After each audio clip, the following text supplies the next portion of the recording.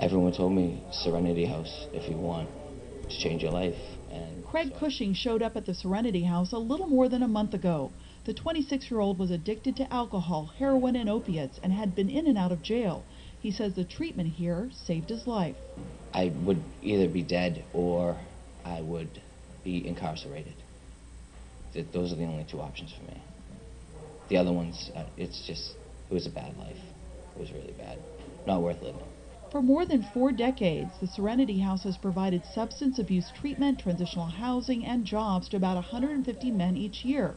But officials say getting people on the path to sobriety is now in jeopardy if the cuts in the governor's budget proposal goes through. The plan calls for eliminating nearly $4.5 million for substance abuse services statewide.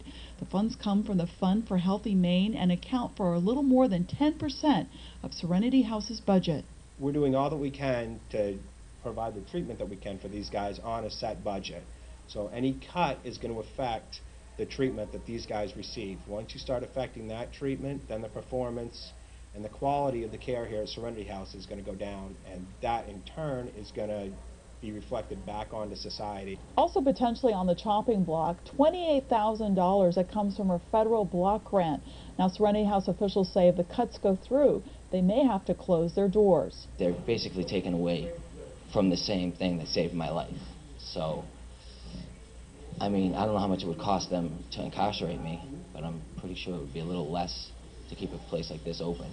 Because it's either going to be incarceration or this. I think Ben Chipman actually represent. State Representative Ben Chipman met with residents to discuss their concerns. He plans to work on both sides of the aisle to prevent the cuts.